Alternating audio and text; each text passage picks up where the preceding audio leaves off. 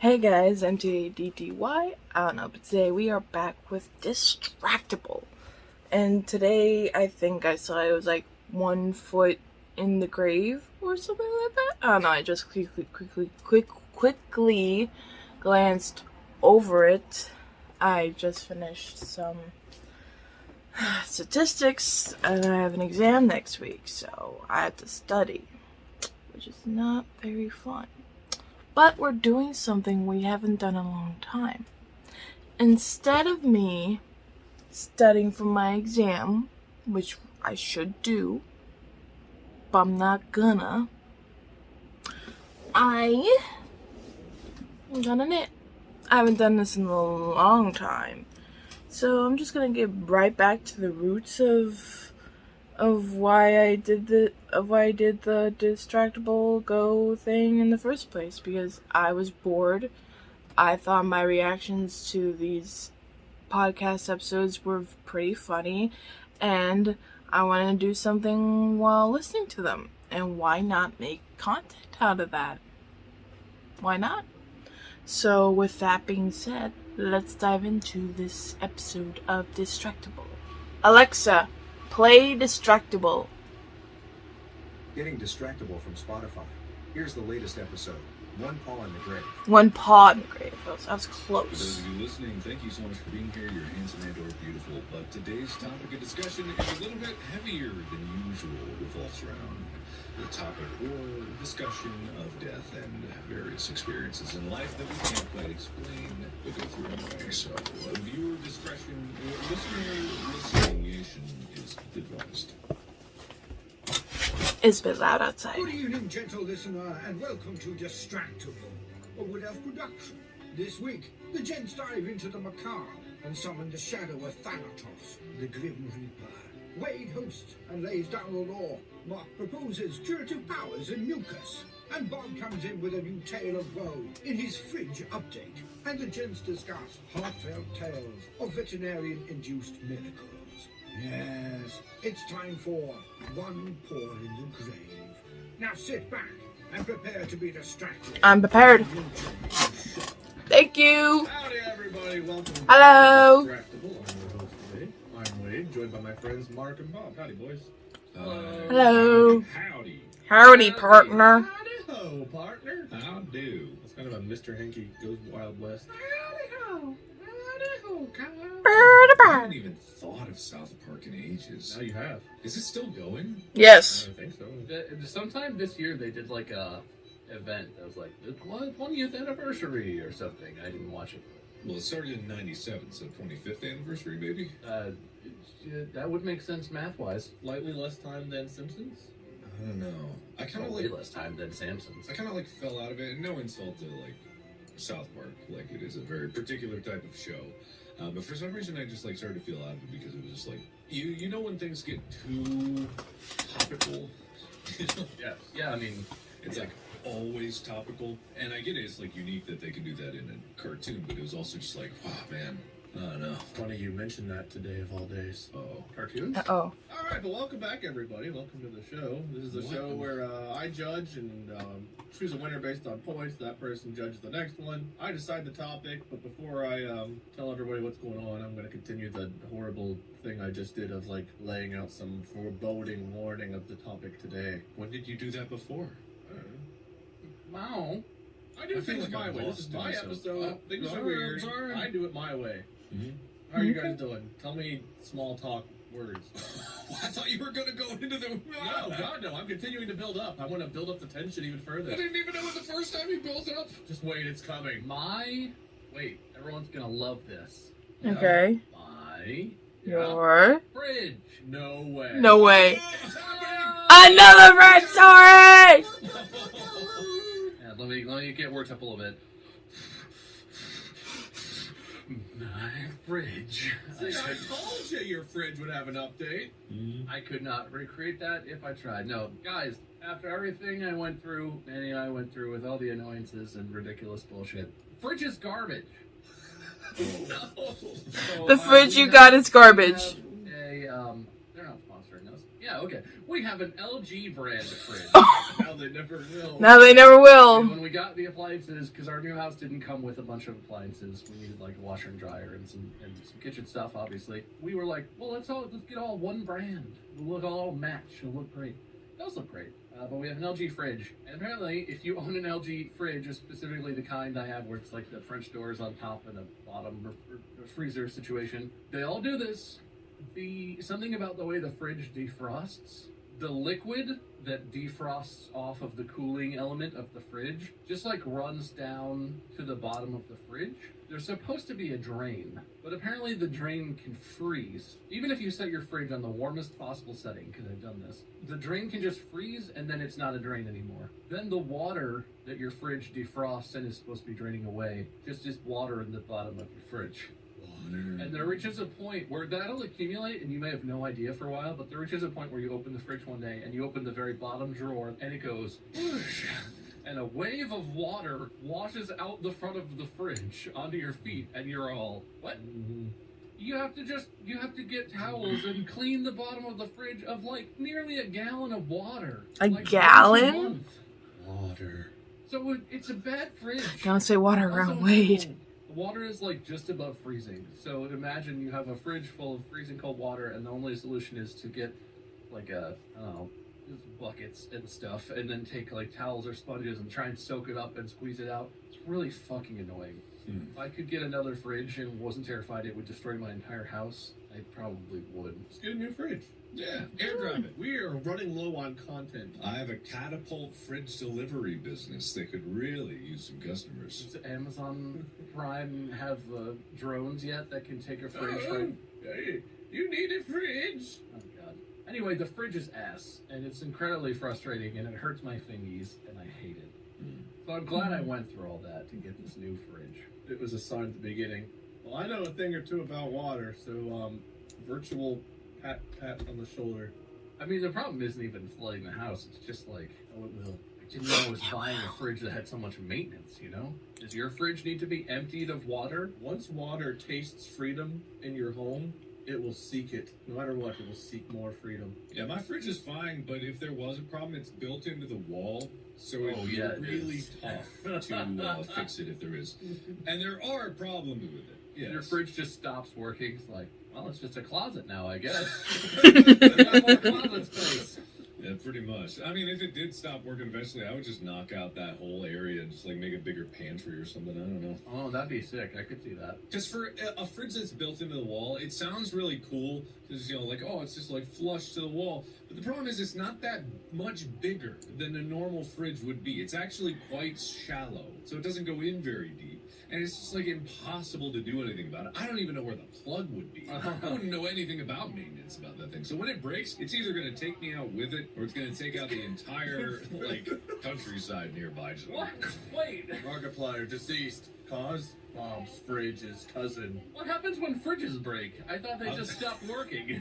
I'm just assuming it's like a Fallout 3 level anything, you know, it's like made with nuclear engines in it. Nuclear-powered fridge. I would not be surprised at this point. And the thing is, it doesn't even do very good because it doesn't make much ice. The bottom drawer It has on the an right ice side is... maker? It has an ice maker, Oh, but it's weird. just like extremely slow. It'll fill the entire bin of ice once a week. Like it'll take a full week to fill that bin. And I'm like, that's not normal. That shouldn't be it, but that's just the way it is. You were gonna say a day, and I was like, a day's pretty normal. That's not bad. No, A yeah, a week? day would be normal. Oh, they should be normal, but they don't do that. I bought a separate ice maker just because I needed more ice, and that thing Is it can... also nuclear-powered? It might be because that thing fills up its entire tray. I can fill it 3 times a day, and it's like 5 pounds of ice it can make at a time. It's Is it like wonderful. a countertop ice maker situation? Yeah, it Dude, is. those Yeah. those smack. Those are great, and they got the little tubey ice. Oh, like the tiny tube ice little- is so Oh, good. it's so good, yeah. Yeah. It's my favorite thing. It crunches so good. When by the time you finish whatever you're drinking, and then you can crunch the ice, it's like the perfect meltiness. It really Where is. it's like a snow cone of whatever you were drinking. Yeah, no, it's fantastic. Countertop ice makers are so good. Yeah, but I might just buy one of those like hotel level ice machines. You know, the kind you can stick your whole body in. What do you need? 50 pounds of ice a day?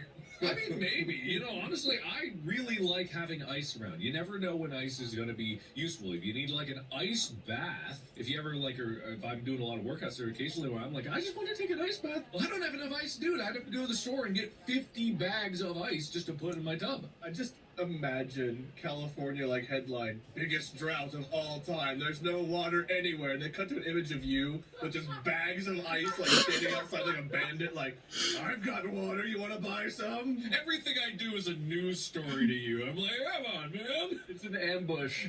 Mark is at the gas station trying to buy bags of ice, and the reporter runs up like, Sir, do you know we're in the worst drought of the century? Sir, what are you doing with this ice? Oh, I just need an ice bath. I'm kind of sore. You heard it here first, folks. Well, you know, I don't know. What ice are you talking about? I just want to watch it melt. I just jump on my driveway. Dude, I'm gonna buy another ice machine right now just because screw you guys. They even have an office ice maker. Absolutely. We're so sorry, West Coast of the United States, but your water problem's about to get a lot worse. How bad do you think an ice maker is for the environment? Oh, you're going to use all of the pole's worth of water. Wait, the pole's worth of water? You're going to put the North Pole out of business with the amount of water you're about to suck. Do you think the ice machine goes to the nearest glacier and then cuts it into pieces in there? Uh-huh. Of course it does. Sure. It doesn't freeze water 3 times a day. No, it goes on an adventure to the poles. Okay, all right. Yep. That's fine. Uh-huh. I'm the host, and I determine how ice makers work. It doesn't mean I need to agree with it. Well, minus 1 point. All right, I agree with you, Wade. Plus 1 point. I triple agree with myself. I'm too lazy to do math. You can stay where you are. 3 times 1. 3 times. No time. Move on. Oh, God. Then I have to add it to the other negative, and a negative plus a negative, still a negative. Oh, it's so complicated. Yeah.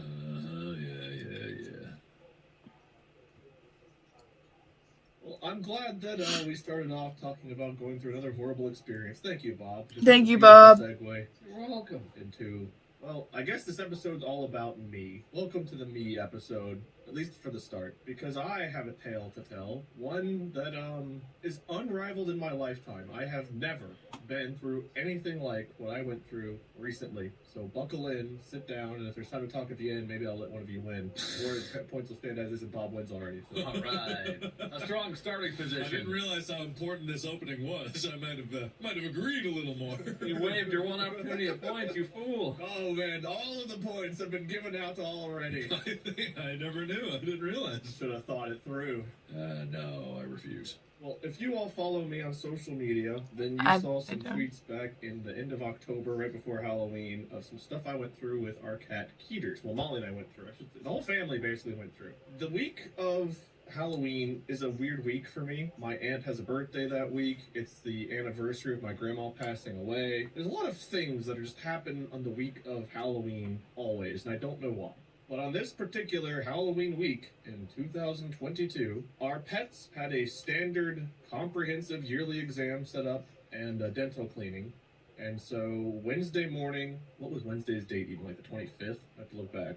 The 26th! Yeah. All right. This matters. Maybe. Oh, it might. So the 26th, the pets had an appointment, all 3 of them, to be dropped off at a vet.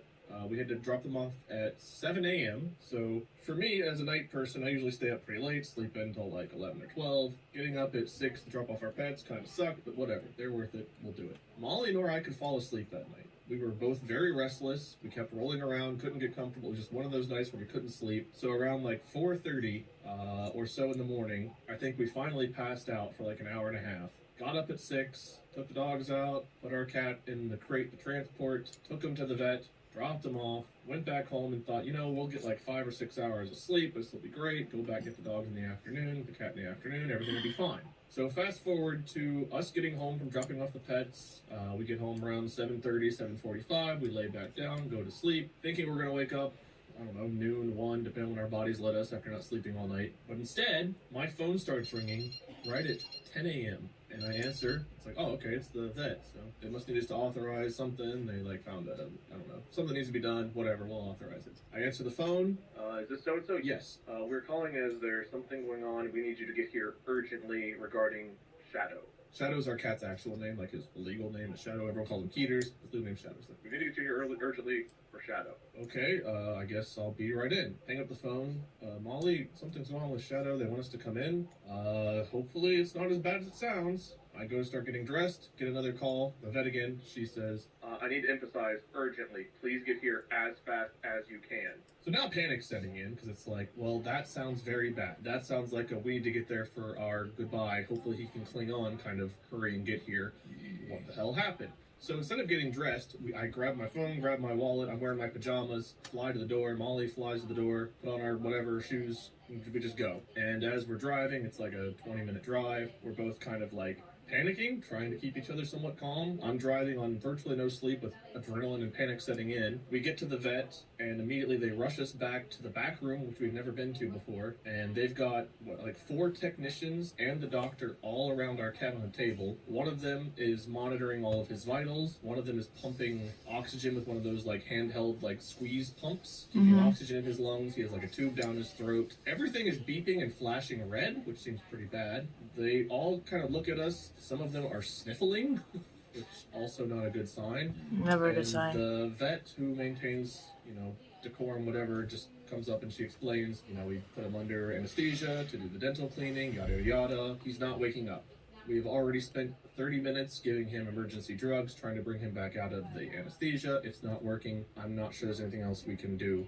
We can keep trying the emergency drugs, but we have been trying for 30 minutes with them already. I'm administering every 5 minutes, and kind of like, what do you want us to do? And even though we were kind of bracing ourselves for this news, it's different when you actually get it. You can try to brace as much as you want. When someone tells you your animal or your family or whoever is all of a sudden not going to be with you anymore and they want you to make a decision, it's like, keep going, keep him alive, help him, please save him. And this cat, Heaters, is 15 years old. He's been in my family since the beginning of my college career. He was a very loner cat, kind of did his own thing until he met Molly. When he met Molly, instantly became her cat. It was wild, the transformation he had in becoming her cat. He was not like a super needy attention and wanting animal until he met Molly, and now he follows her everywhere. He is her shadow, no pun intended with his name. And I looked at her looking at him, and it's just like, I told him, please try again.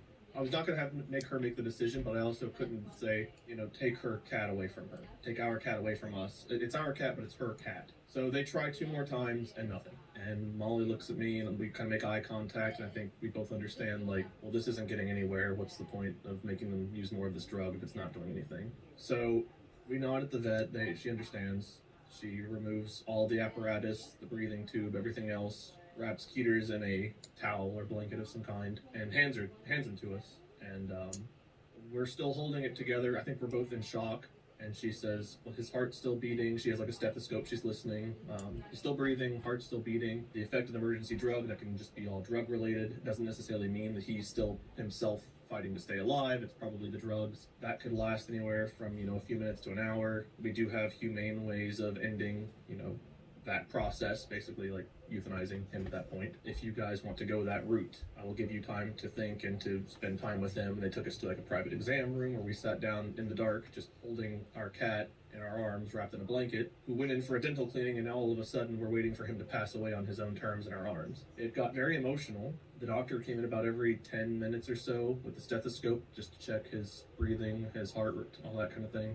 And he was still clinging for a while, still clinging, and we were there trying to figure out what to do. She offered us at one point with options. She said, if we want an autopsy, they can do an autopsy to figure out what went wrong. They can cremate, they can keep the ashes, send us the ashes, we can go home with him and bury him, whatever we want to do. We're going through all of this stuff, waiting for our baby boy to pass away in our arms, and it was awful. She said it could last anywhere from a few minutes to about an hour. We sat in that room for an hour and 45 minutes, holding him in a towel, waiting for him to pass on his own. I'm not the praying type. I'm rather, I think agnostic's the term. I'm not a non-believer, but I'm not a believer. I prayed. I reached out to my ancestors, to God, to anything and everything, everyone that would listen. Just please don't take Molly's cat. We went through, I think, every stage of grieving in there. And after an hour and 45 minutes, we came to the conclusion that he wasn't waking up and he wasn't passing on, and was it humane to leave him in this condition? And we thought, at this point, maybe not. So I stood up to go tell the doctor that we were ready to have him humanely put down. And as I did that, she opened the door before I could, holding 2 syringes, and she said she'd been on the phone with a couple of different specialists. One of them asked if she had tried such and such, and she said no. She had one more thing to try. The odds of it doing anything were very slim, but there was still. I didn't let her finish. I said, try it, please. Whatever it is, just try it. If there's a glimmer of hope, you need it. So he still had his IV port in his paw, his little arm, and so she took whatever it was, injected it into his arm, instantly. You can't see a cat's color because they've got fur, but instantly it was like something shifted in his color. I don't know, his glow. I don't know what I'm talking about, but something changed. His tail moved. His ears kind of like twitched a little bit. He like looked around, and it was like he was waking up. None of us expected it. Nobody expected anything to happen. It was a exhaust this method so we can say we tried everything and go bury our cat. All of a sudden he was awake, and our jaws dropped, and we just flew. Instinctively, the doctor turned, we flew to the table with all of their, where they'd had him before, and they started hooking him back up to the machinery to check his vitals, monitor this, that. He started like angrily meowing and trying to get off the table. They put like a clip onto his ear to monitor something. He did not like that at all. He was pissed. We were in shock. Our puppies were also there at this point because they were supposed to be getting stuff done too. So we passed by them on our way back to the table. They saw us and started barking and whining. And me, the way I process moments like this is I make jokes. It's just how I cope. So I said, I'm sorry, puppies, I'll be with you in a minute, but your brother's a zombie and we need to take care of that first. And I texted my mom. I told her, hey, we might need to come over and bury the cat. Keeters didn't wake up from anesthetic. I texted my mom again and said, change of plan. Keeters is awake. Got to figure this out. And then after I told the puppies about the zombie cat, my mom texted me back, oh my God, zombie cat. Well, at least I know where I get it from. And we looked at the doctor and we were like, hey, what do we do? What do we do? Is he okay? Can we go home? What happens now? And she said, no, she or someone got the specialist on the line. They talked to them and they said, you need to get him here now. Keep his head elevated, keep oxygen going into his lungs. We need to get him into critical care. And at this point, we have the dogs. So I text my mom like, hey, can you come get the dogs? Please come pick them up from the vet. We've got to rush our cat to the critical care facility. There's a lot going on. So she came to get the dogs. We ended up taking some time figuring out how we were going to transport him, what condition he needed to be, everything else. They got an oxygen tank ready. And to their credit, I think they pretty much shut down their facility for the day. Like, nobody was equipped to deal with losing Keeters. And all the technicians, the vet herself, everybody there had said they have never had a revival, ever. They have never had an animal get to that point and come back. So this was unprecedented territory for them. They gave us one of their technicians. We literally got one of their technicians to get into the car and ride with us, holding oxygen to Keeters while Molly held him, so his head was elevated. And I had to drive another 25 minutes, still on zero sleep, after going through this traumatic experience of going through all of the grieving processes and then all of a sudden not. And that drive was kind of when it was all finally sinking in, like, I don't know how I feel. This is not terribly long after the event, but this is still a week after at least. I do not know how to feel. I have lost a lot of people in my life. My grandma, who passed away on October 24th back in 2005, a day and 17 years before this incident, was on life support, and we had to make the call to take her off life support so she could pass away. That was very strong in my head.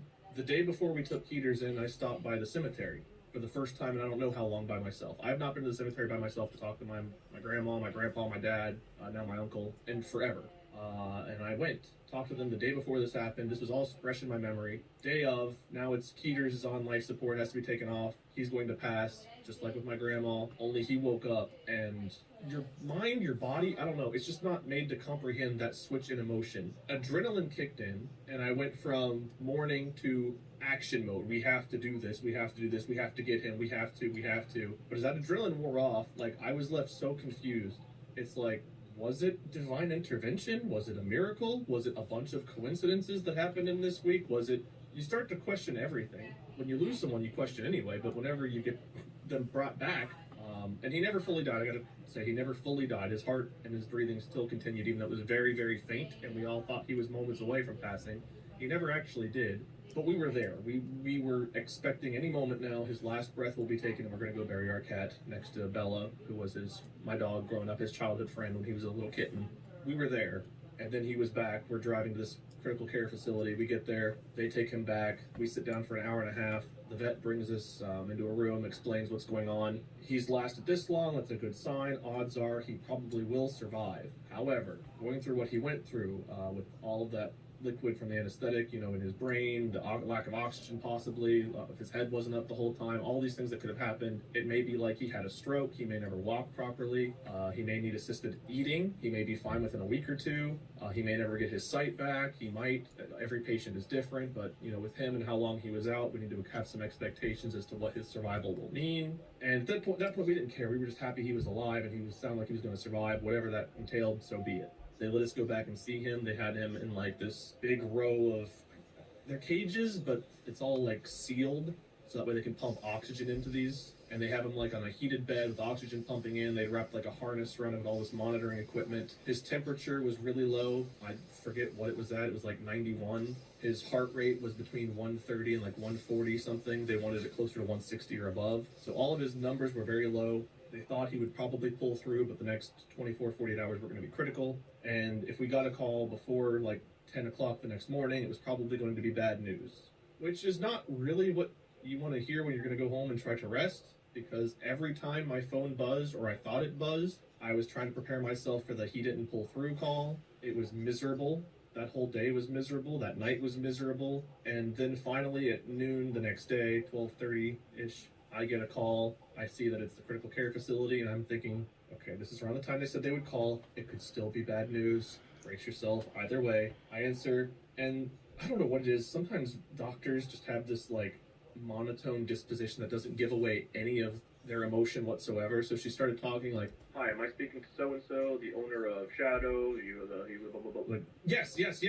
How's the cat? Is he okay? How's our cat? Oh well, Shadow's doing very well actually. He's doing better than we expected. Oh, thank God. Okay. Sigh of relief. Now try to listen. And he was standing. He was meowing. Basically, he was himself. They didn't know how good his vision was. He wasn't eating. And I said, for him, that's pretty normal. He's a very picky eater, finicky eater. And if you have him strapped in a harness, he's going to be miserable, not wanting to do anything anyway. And they said we could come see him. So, of course, we did. We rushed over to go see him. And I think we tweeted out some pictures of him, like with his harness on. I can't remember. But he seemed like himself. He was very tired. But he immediately recognized us. He came and sat on our laps. He actually ate some food for us. And then they wanted to keep him for another 24 hours. Next day we went and got him, we brought him home. And as of right now, he is pretty much back to his complete normal self. Yay! He seems to have his full range of vision, motion. He's jumping up to get food, going and cuddling the dogs, fighting with them, whatever. He seems fully like himself. And all of this is still surreal to me. You go through it and you talk about something enough times, you start to lose the emotional attachment to it. It just becomes a story you tell. I am not at this point with this story yet. I still have my stomach in knots thinking about it. I don't know how to explain what happened other than a bunch of coincidences that my brain wants to attribute a whole bunch of other stuff to. But I guess everyone and what they believe in will have a different explanation, which is fine. But this was enough for me to shake my agnostic feelings a bit, to the point where it's like, it was a lot of different things that came together at once on a week where there's already memories, things. And I haven't even mentioned one of the weirdest things that happened, which could be attributed to pure exhaustion or just delirium. I don't know. But the night that we took him to the Wednesday night, basically, after everything happened, we took him to critical care facility. I was in bed, falling asleep, and I thought I heard skittering, like the cat running around, which I knew was not possible because he wasn't there. So I was like, oh great, now there's a raccoon or a rat or something in the house, great. And I went to sit up to go look for the source of the noise, and our master bathroom connected to our bedroom has like this double door opening for some reason. I don't know why they designed it that way, but they did. We keep one of the doors closed, one door open. I don't know why, but we do. The door that was open is shadowed, right? Because it's dark, it's nighttime. So you can kind of see the white door on the right that's closed. You can see part of the white door that's open. The black space in between, it wasn't glowing like a light, but it was filling up with white, like the door, almost like in a video game when you have a wall that you can go through, or a door that you just clip through, and you can like sort of break through and see through it, but then you back up and it just fills out again. There was something like that happening. And I rubbed my eyes, like, okay, I'm losing my mind. I sat up, looked, still there. I put on my glasses, still there. I got up and walked to the bathroom to figure out what in the world I was hallucinating. And I walked through expecting anything to happen, honestly.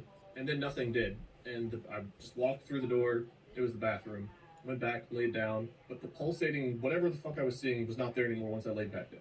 I have no fucking clue what the sound was I heard running around that also stopped, what that was, how our cat almost died during dental surgery, or not even surgery, just a dental cleaning, or how he lasted for an hour and 45 minutes off of life support in our arms just to be brought back by something at that point, and now is perfectly fine upstairs being an asshole begging for food, all within less than a week's time. I mean, he has made a full recovery whenever the specialist, our vet, everyone said, probably gonna have some problems, probably gonna last a while. Maybe he'll make a full recovery, probably not. I don't know how to explain my feelings on it. I don't know how to explain what happened, the weird shit around it, the timing of it. There are so many different things. I also found out apparently we have a black cat. This all happened Halloween week. And I think October 26th was National Black Cat Day. So a lot of weird shit going on this particular week. That, again, all coincidences, but when you live through it, it doesn't feel that way. It feels different. And seeing him there, seemingly comatose in our arms, as the vet tells us his heart rate is fainter and fainter and fainter, and now he's not dead, he's fine. That is the tale of Keeters up till now. He and the puppies are home, getting along, and all themselves. You're gonna talk a ghost story, the last 10% of your very touching and dramatic story. That was creepy. I meant to mention it in there, but... Yeah, what was the wall? It was like a Dark Souls-ass wall? Was that what you were describing? Like with Elden Ring, when you gotta go in the boss area and it's like a glowing wall? But it's not even, it wasn't even like glowing per se. It was filling out with white. I without seeing it yourself, I don't know how else to describe it other than it wasn't like it was emanating some glow. It was just like the door was closed, door was wide open without opening or closing. It was just either fully closed or fully open, and it would just fill out like it was and then disappear again. And this was in the like a pulsating middle of the night, or what's the deal? This was around 2 or 3 in the morning. And this was after you had lost a lot of sleep? I was on probably a total of 3 hours of sleep at this point. So there's a lot of me losing my mind, hallucinating things in here, as well as my brain circulating with all of these supernatural, divine explanations as to what was going on. So I'm not claiming it to be like a pure fact that I was so there. But the fact that I put on my glasses and I even walked toward it and saw the same phenomenon until I walked through it, basically, that's where it was weird to me. That's such a small part of the story compared to what went on with Keeters, obviously, and as bad as it was for us, what he went through, I can't even imagine.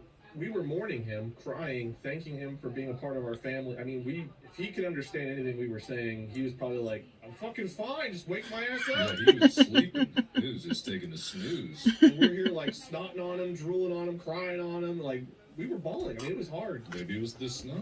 I mean, who knows? It could have been the curing properties of snot. And not to make any kind of a joke about it, because it's a very serious story, but when you described the doctor coming in, like you reach for the door handle, then boom, 2 syringes in each hand, like just spread between the 2 fingers. in 1, but yeah. Oh, I thought it was 4 total, and it 2 was like... syringes in 1 hand. 2 syringes in 1 hand. Okay, that's She didn't use both. I don't know what the second syringe was for. Right. She came in with 2. She, as far as I remember, she only used the 1. Again, I was on 2 hours of sleep. I'd spent 2 hours mourning our cat. At this point, I say 2 hours. We held him in our arms for an hour and 45 minutes off of life support after he had already spent 45 minutes basically only being kept alive, quote unquote, with these emergency meds. So this was 2.5 hours into he's not waking up. It could have been 1 syringe, but you were just like, oh, your eyes There were went definitely crossed. 2 syringes. Okay, gotcha. She just tucks that behind her back. Don't know if one was the kill and one was the wake up. I don't know what the doctor comes in and is like, this is gonna go one of 2 ways. And I'm prepared. One of these syringes is the cure to your cat. The other, the death. You pick which one. One tells only lies, one tells only truths. It's like the Matrix. Oh, you picked wrong. Yeah, no, not. I don't know what the second one was. I don't think I'm imagining it, but who knows? Well, you gotta call. That's the thing. You gotta call the doctor and be like, when you walk through the door, did you have 2 syringes? And if they go, no, just one. Just one. That Just other one. syringe was for. The other weird part about that, she didn't have to call the specialist. She could have just allowed us to wait, and he's not waking up, euthanize him, whatever. She's not even the normal vet. She was filling in that day for another vet that was out for maternity leave or something. So she was like a fill-in vet who normally works with emergency a situation. She works like an emergency clinic. So who knows what caused Keeters to have an issue with the anesthetic. I've heard that with older animals, it's not necessarily a good idea to use it like that. So we're going to find alternative means to get his teeth cleaned in the future, obviously. But she also wasn't even supposed to be the one there taking care of him that day. It just happened that she was. And she just happened to have a friend at this other clinic she called. It was the specialist that told her to try something else. There were just so many small coincidences in everything. I'm probably forgetting some, but it was just, it's so bizarre. It's so bizarre. Have you guys ever had a situation where you thought someone or something was going to die and they just all of a sudden were fine? I had not. This was the first. I've never No, had that. not really, I no. must just say, I relate, and I have been lucky because I know both of you guys have experienced more like loss of family members, and especially closer family members than I have. A couple of my grandparents have passed away over the years, and that feeling of being really like I know how I see the world, at least where I am right now, in terms of like religion and what I believe, what happens when you die, that sort of stuff. But the really close deaths in the family I've experienced, that feeling of like questioning everything that you think you believe, like, and even though I wouldn't say I think I know them, I think it's hard to understand what dying must be like, what happens, if you have an eternal soul or whatever. People believe a wide range of things, but it has always shaken that for me. I can't imagine what it must be like that Keeter's like hung on and then came back.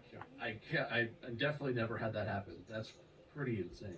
They never had a revival. None of the techs who had worked various amounts of years, this doctor who worked with emergency pets, had never once had a revival. Your story is not about this, but one of my in-laws, one of my aunts-in-law, is a vet, and I have some friends who have gone on to become vets as adults. And part of being a vet that makes it incredibly hard is euthanizing pets, because frequently when pets get sick, it's like what happened with Keeters, where it's like, well, we don't understand this should be fine, and they're not responding, the normal way. Or, pets get really sick because they don't tell you, oh, my stomach hurts, oh, my leg hurts. When a pet gets sick, it's frequently quite sick. It's advanced, it's, late stage, whatever. And so I can't imagine what it was like for the vet crew that you were working with too, that they came to that moment and they're like, damn it, we have, this is a sweet cat, we have to put him down, damn it. And then all this crazy shit happens, and then you leave with your cat, and they're all just standing there like, we did it? I don't, what the fuck? I don't know. One of them will probably listen to this episode. One of them actually listens to our podcast, one of the texts there. Interesting. She complimented our podcast one of the days when I dropped them off, maybe even that morning. So she'll get to hear our side of it told back. But yeah, no, they were all super emotional. They all were very devastated. I guess they lost the cat in the last week or two to something similar. And so, yeah, like it sounded like they basically were like, hey, everyone else, we can't do anything for your pets today. We are not emotionally there to do that. And the specialist we saw had a few revivals. She's like, well, this is literally what I do. So I've had a few of these. It happens. So it's not unprecedented that it happened, but our normal vet had never had a revival, and obviously I don't think people go through all of the stages of grieving very often just to have the switch finally flipped at 0 hour. I mean, this was an hour and 45 minutes. We could have pulled the plug at any moment. At any moment I could have gone in and been like, hey, come in, euthanize. It just so happened that when I stood up, and this is not an exaggeration for the tale, this is when I stood up to go get the vet to put down Keeters, that is when she was outside the door with this miracle syringe of whatever the hell it was. That exact moment that we gave up was the moment that last flicker of hope entered the room. It's just so bizarre, and if you want to attribute it to, God, coincidence, miracle, whatever it is, the timing of it, I cannot emphasize enough, was insane of how this happened. Insane. So my similar, but not quite the same situation is with Chica recently. We've talked about this before.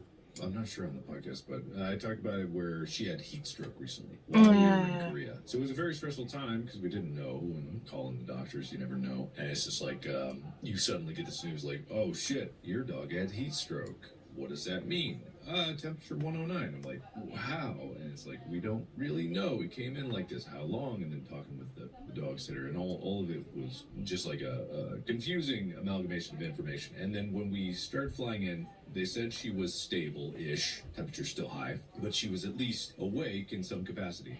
But they had told us basically we're not sure how long she was in heat stroke territory, which is 109, so we're afraid she might have brain damage. And that's terrifyingly scary. So you're like, oh shit, oh god, what's going on? So we finally get back home and we're calling the doctors and they're like, yeah, we're just not sure. Temperature's still up. Her behavior is a little abnormal, so but we have no basis because they'd never seen her before. And so when we get there, the doc says like, yeah, so we're gonna talking about her, reiterating the brain damage thing. And then so we asked like, yeah, can she come in? Is she able to do that? I was like, yeah, she can walk short distances. But again, we're not sure where she is mentally. So we're like, oh no. And she walks in the door, and as soon as she sees us, she's like, and she recognizes us immediately. And then she can't really stand because she's weak, so she flops down. She's just like super happy to see us. And we go like, hey, what made you think she brain damage? And it was like, she was staring at walls, just looking at nothing. And looking at like, I'm like, oh, That's Chica being Chica. She just stares. Girl. So it's like she's a freaking weirdo dog that stares at walls and looks at lights randomly for hours at a time, and they thought she had brain damage. And it was just a complete switch flipped, and as soon as we knew that, we were like, oh god. Yeah, brain damage there. She just had to kick a lingering infection that she had that was keeping her temperature up, and that caused her to go to heat stroke. So yeah, so that was a kind of a flip there, where it was like, oh, she's fine. She's You're expecting something horrible, then yeah, exactly. Yeah, pretty much.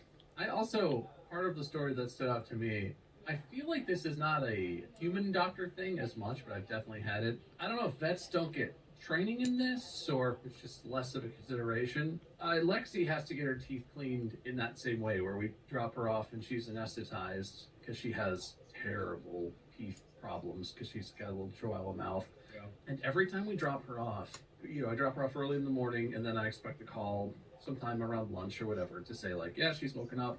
You can come get her at this time. We'll have her ready, whatever. But they always call, and if I don't answer, especially, the vet tech or whoever is calling will call and be like, hi, I'm calling for the owners of Lexi. The doctor really wants to talk to you. If you could give us a call back as soon as possible. And it's not grave, like you were saying they were telling you, get here. It's very... But they leave a message, and it's always on the fence of, well, they made it sound serious. Yeah. They weren't she's ready, come pick. They were like, you need to call, and the doctor really needs to speak to you. It's like you have to be a master of drama club, and then Exactly.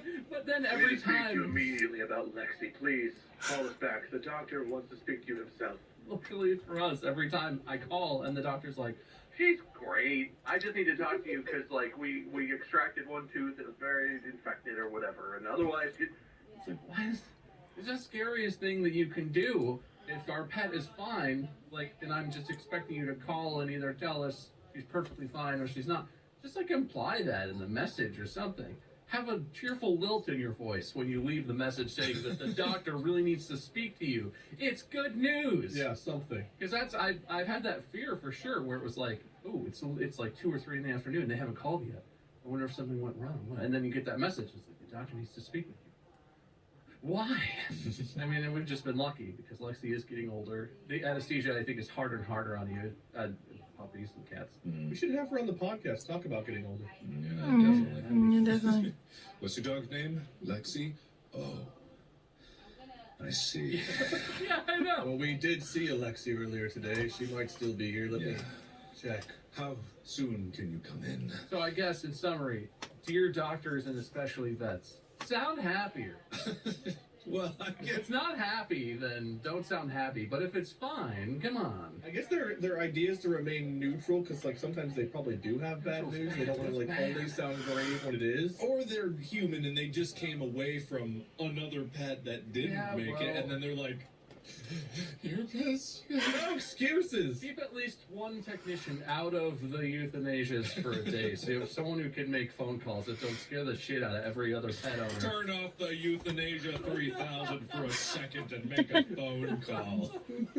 The Injectotron can wait. I didn't even mention this part with Keeters is I told all the Keeters parts of the story. We dropped him off at the emergency clinic around like 2:30. I think we actually left there around like 4. And when we got home, Molly and I hadn't slept. We hadn't eaten. We'd basically been awake since 7 a.m. minus an hour and a half, I guess, if you count that. We'd only slept maybe 3 hours total. We were fucking exhausted and fucking hungry and just devastated. I ordered some food delivered because I'm a lazy son of a bitch. And then I get a call from my mom who's like, Hey, glad you're home. because I texted her.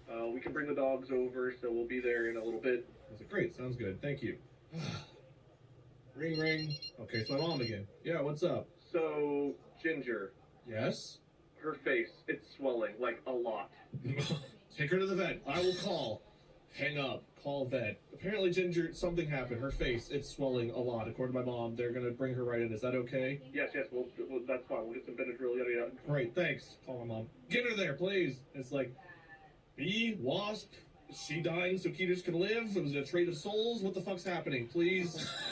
Like, your brain does that. Like, you can't help but have those thoughts of like, oh God, did I make a bargain? Did I sell my soul to a demon? What happened? Is this the monkey's paw part of the wish? Like, you have those thoughts. And then, 20 minutes go by, my mom calls. They got Benadryl. Their swelling's going down. She'll probably be fine. We're gonna get more Benadryl. You gotta give her some, yada yada. And just, that was our day. It was just like, boom, boom, boom, boom, boom, boom, boom. And then, I don't know, just our dogs, Keeters, are never allowed to even go outside to potty now. They have to go in the house. They live in bubbles. They only eat hand-fed meats and I hear you. lollipops. Yeah, I hear you. I just like, I totally get it's a stressful situation, but I don't know if I've ever gone, was this an exchange of souls? Like, I don't feel like I have that much power or the connection to that much power myself. I'm a main character. That's not what I'm saying. It's just like, my man wouldn't go there first, but that is very funny. Yeah. Well, we've definitely become hover parents with Keeters. Like, we know we are. We're trying not to be, but like with everything that happened, it's like we'll be sitting on the couch. It's like, oh, where's Keeters at? Where is Keeters at? And like we'll get up and like he'll just be sleeping on the couch. Like, Keeters, are you alive? This did all start, if you want to trace it back through the ethereal waves of power, from you making the constant joke of my dogs are fine, thanks for asking. I know. It's from Ginger's had back surgery, a swollen face.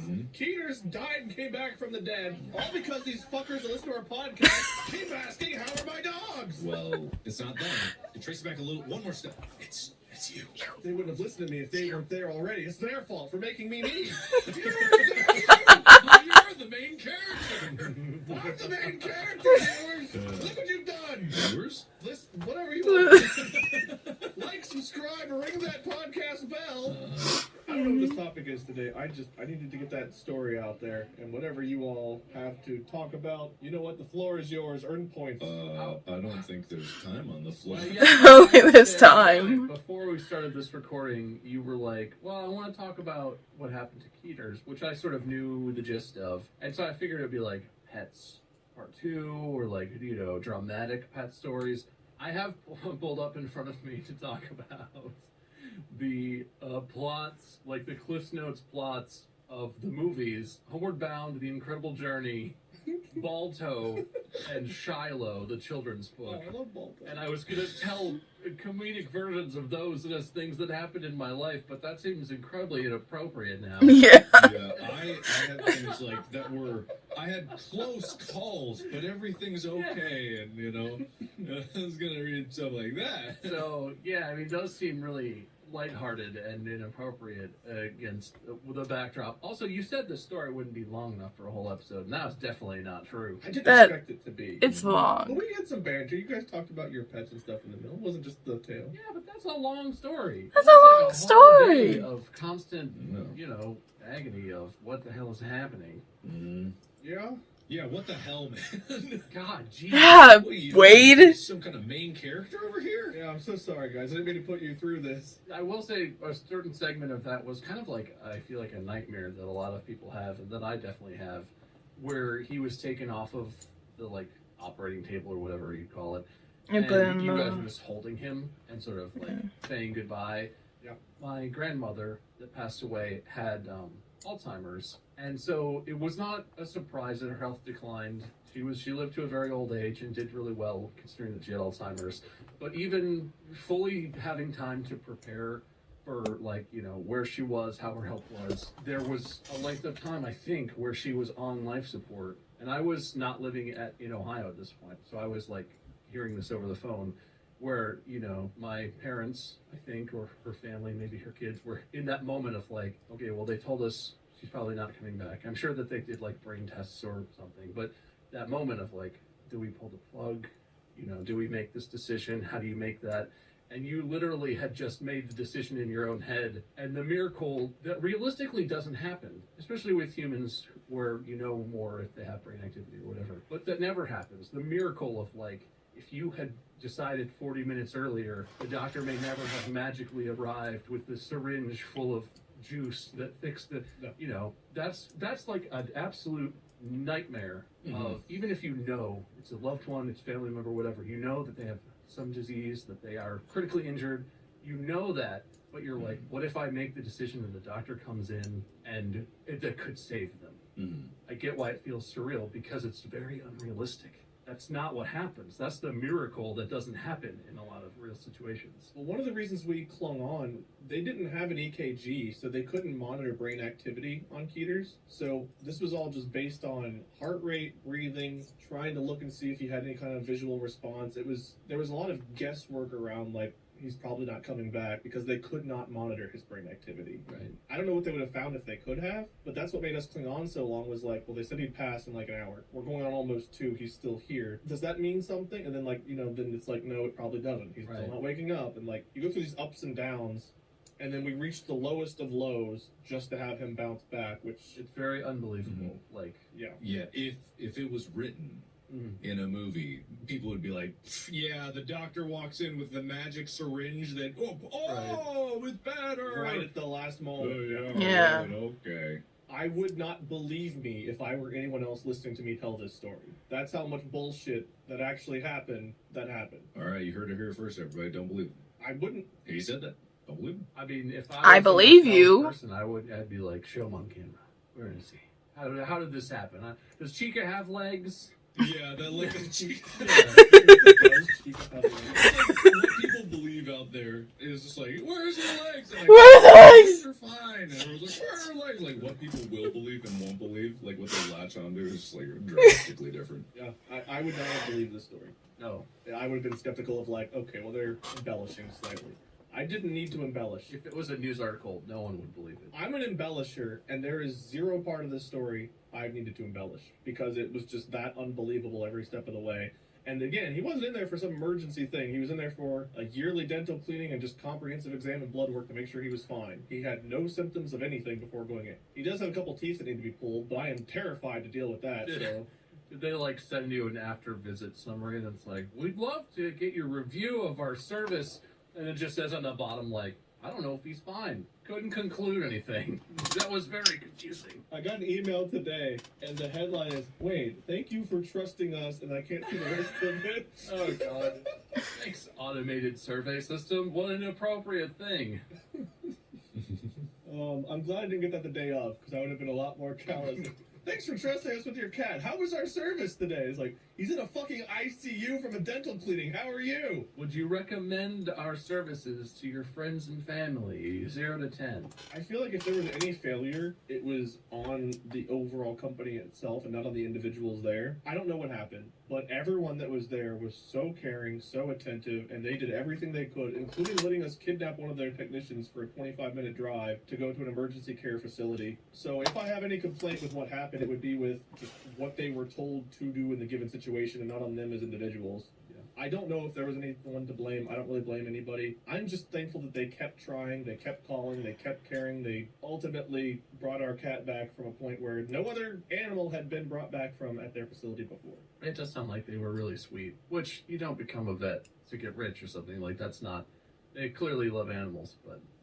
They didn't even charge me for like the 6 boxes of Kleenex I think I used, because I used a lot. I was so devastated about him, and I was so devastated about how Molly would respond to losing him, and like those feelings are so powerful. I know you were talking about crying. That's not where my brain went. Go for it. Yeah. Our cat was dying, and I went to another room, and I thought, maybe the power of boners could cure him. So I looked up the ferociousness of porn. And my God, I will beat the life back into the air today. I'm sorry. Give me your best lotion and your finest tissue. I'm sorry about this. I don't care, man. It's me. Someone else make apologize to the people out there listening, not to you. No. Oh, who cares? It's my cat. You can laugh. It's like a J.O. crystal. You gotta charge it up before it can bring the life back. The power of healing jerk-off crystals will save my cat's life. Oh, yes. I've seen that cartoon.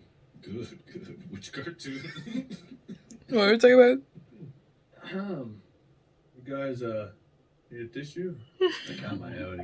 No. I keep it by my desk just in case. Like I'd sit here for an hour without the tissues I need. Just in case things get too sad, I've got my J.O. tissues right here. Call them the J.O.Ts. Oh, good. Anywho. Anyway. Anything you guys want to talk about before I pick a No, winner? you gotta pick a winner, man. Good luck. Good luck picking a winner. All right, let me look at our points here. 0 points to me for making up that entire story that no one will ever believe. That's definitely false narrative because it couldn't actually really happen. Gotta watch out with that. That's gonna be the new thing on the subreddit. It's a big liar. And the main character. Oh wow, just be like that Drunk Minecraft episode 6. I'll never hear the end of it. Well, when you pretended you were dating a supermodel. I went on a few dates with an international model. Sure. Oh, wow. We all believe you, man. You don't have to keep yelling about it. Nobody seems a little insecure. I am a catch, damn you, and people recognize that sometimes, okay? I'm a main character. Let me see. Calculating the points. Well, looking at the final score, it's Mark -1, Bob 1. I can't believe it. Where did those points come from? So, after my careful tabulations, calculations, and my multiplications, I guess Bob wins by 2 points. Wow. Woo! I really should have played the early game a little smarter there. You should have. Sometimes Should have played it. You can't bounce back in the second half every time. The you're first right. time ever, the first goal of the game is the game winner. All That's how it right. usually plays out here. That's it. Okay. Fair is fair. It matters. Bob, victory speech. You know, it feels good. I had a feeling those points would pay off. I didn't foresee the whole distance this episode would take, but I'm glad I went with my gut and kissed ass to make sure I earned every last point I could. Yep. Oh yeah, you suffered the least trauma, therefore you deserve the most win. That's fair. Feels right to me. As the main character. Damn it, I lost my title.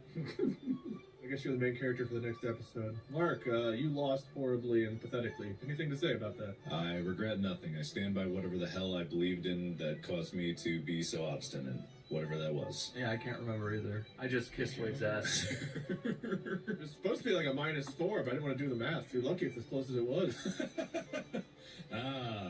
You really shit the bed on this one. Yeah, L still an L, so I'll take it. I'd like to see you put some effort in the next one, but whatever. A lose is a lose, guys. A lose is a lose. Yeah, but some are worse than others, and this might be your worst ever. You're right, thank you. You earned an area point today. I'm the unmain character. Well, what's the opposite of main? You're a tertiary Side character. Tertiary character. You're the antagonist. No, even a villain's kind of a main character. I guess that's true. You're the villain's assistant. I'm the red shirt of the podcast. Send me down first, Captain. I'll take on this worm. No problem. Well, thank you, boys, for giving me the stage, I guess, today to tell the tale of Keeters and his miraculous whatever the fuck. Thank you, everyone out there, for listening. Hopefully I didn't upset too many of you with our tale. But I felt like it needed to be shared because I don't know if I'll ever witness anything like that again in my lifetime. And I don't know if many people witness anything like that ever in their own. It was wild. Thank you to Mark and Bob for being here and I guess giving me the stage to not let them talk much. And we'll see about getting older in the next episode, probably. Wow. Find Mark, Markiplier, Bob, MyScurm. He's on Twitch. Mark's everywhere. I'm on Twitch and YouTube, Minion777 or Minion777, doesn't matter. Distractible, we have merch, store.distractablepodcast.com, and watch YouTube and stuff too. I don't know, stuff. Anyway, see y'all next time. Until then, podcast out. Through the snows at the closer pole, the poor ice machine looked on at the vista. It was white and crisp, An endless sea of clear, pristine snow, dazzling in its simplistic beauty. Little did his masters know what they asked of him, what it meant for their simple request. More ice. How could they know? The trials and tribulations involved in the sojourn. Sorry. Yes, I'll shut up now. Please. See you next week for more Distractible. Thank you. Alexa, stop. I'm just gonna repeat. Oh god, that was so heartbreaking. I did not expect that. I don't really have any near-death experience with losing a loved one or someone I love. I just know, like, losing a loved one in, like, a hospital state of 2 instances, actually. With my great-grandfather on my mom's side, I didn't know him much, but my mom knows him very well. And when we lost him, she was a wreck. She cried for like 2 weeks, or like a week and a half, I believe. She was like really, really sad. Like she was like really close to him. Him and her other grandmother she was close to that I think I've met, but I was like a baby when I met her. So I don't really know much about her. We have a picture of her in our living room. So I know what she looks like. I just don't know her, like, as a person. And that was tough for her. And I remember going, because he was hospitalized. And I don't know why he was hospitalized or what he had that he died of. But I remember if you wanted to go see him, you would have to put on these, like, suits to see him, which was very weird, which made me think that he had, like, a flu thing. But I'm not sure. I could ask Mom, but that's, like, a touchy subject for her, so I'd rather not ask. But the other death experience that I didn't experience firsthand, but, like, I got a call. This was like a year ago-ish, around this time actually. And not around like Christmas, but I can't remember when he died. But my grandpa Jim, who I was pretty close to, not super close, but like pretty close. He died, and I can't remember what he died of, but I know he had trouble remembering and breathing, and one day I got a call, Dad got a call that we knew he was going to pass away, we just didn't know when. So my Aunt TC, my DDTC, stayed with him and my Grandma Rita until he passed, to like help out in the house and stuff, which was very admirable of her, because I know she had her own work to do and stuff like that. But I know she was the main person who called my dad to tell him that his dad passed away, and that can't remember if it was when my dad told me or I don't know, I can't remember who told me, but I remember just that whole day feeling really sad because I lost him. Sorry, just thinking about it makes me cry a little bit. It's hard losing someone. And wasn't really close to my Grandpa Jim, you know, but I was close enough that it has like an impact on me. So,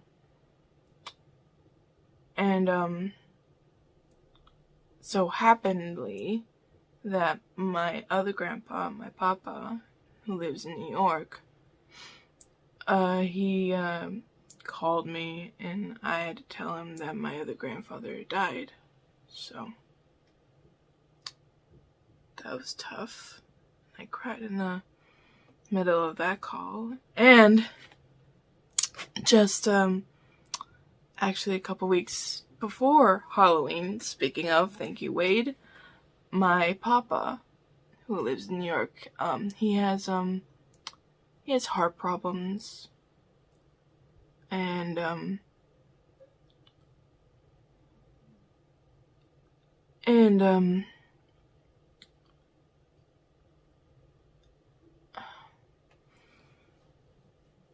one day, can't remember when, he had I think a stroke or something wrong with his heart, and he had to go to the hospital for the night, and he's fine now.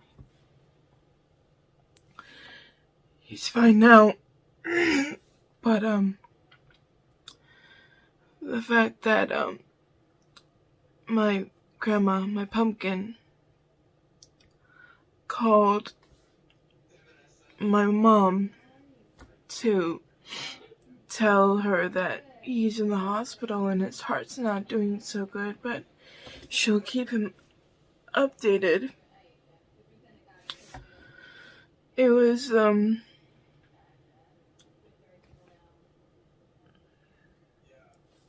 hardest thing I could go through, because I had to let my boss know that I may had to go to New York for a little bit to be with my grandfather before he goes, but luckily, thankfully, he pushed through and he's fine, and now he will take more care of that tigger of his. But that was the closest thing to near death that I experienced. And because I'm way more close to my papa than my Grandpa Jim. It's sad to say that, but it's true. It's only because that he's literally been with me my whole life. And, besides Dad and my uncles, he's another, father figure that I have. It's ironic he's my grandfather, but still. And that's why going to New York during Christmas time this year is so meaningful, because we get to see him, we get to hug him, we get to spend more time with him, because I know that my mom is also very close to my papa, and I don't know what she would have done if she lost him too. I'm sorry, I'm crying.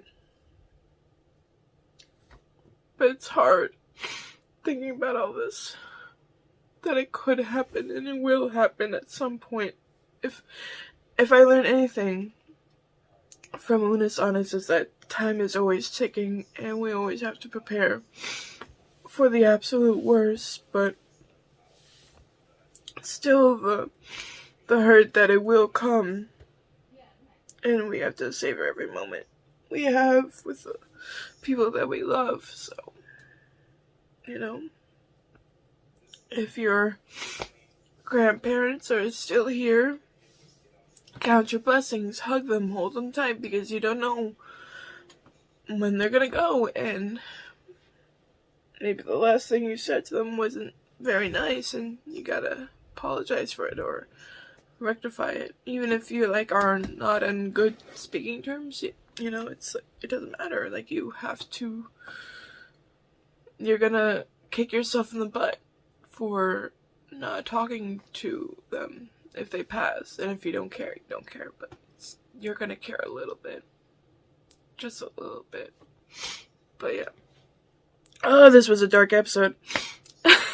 I'm sorry, I didn't mean for this to be a dark episode. So, I'm gonna get ready for my next class.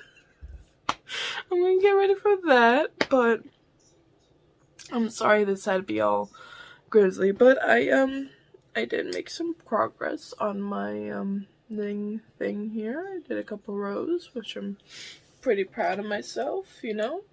Had to turn on the light because it was getting dark. Well, not getting dark, but the shadow of the light was like getting low and I couldn't see. So I needed to see in order to make sure what I was doing was correctly. So I hope you guys enjoyed. I'm sorry this was a tearful episode. I'm so glad Wade's cat is good.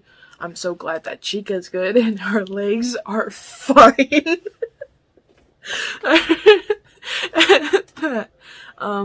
It reminds me that I have to give Pyro a yearly checkup to the vet, so we gotta do that soon before we leave. But yeah, I hope you guys enjoyed. Make sure you like, comment, and subscribe. Tell me if you lost a loved one recently, and I'm sorry if you did, but I'll see you guys next time. This has been M.A.D.D.Y. I don't know, that was a depressing episode of Distractible.